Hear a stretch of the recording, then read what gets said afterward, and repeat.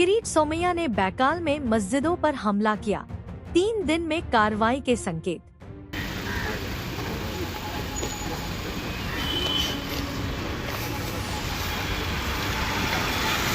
काल मुख्यमंत्र्यांचा या परिसरात कार्यक्रम असताना त्या मस्जिदीवरून त्या अजान भोंगा वाजू लागला आणि त्यामुळे ताबडतोब मला आज इथे यावं लागलं।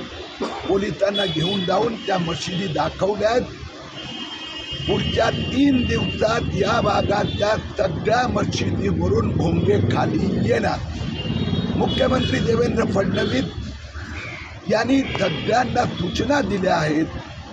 नितंबर पोलीस स्टेशनच्या भेटी घेत आहेत। ही 30वा पोलीस स्टेशन आहे। 1 महिन्यात मुंबई भोंगा मुक्त असेल आणि 2 महिन्यात महाराष्ट्र भोंगा मुक्त झालं असेल। पुढची कारवाई काय असेल तुमची?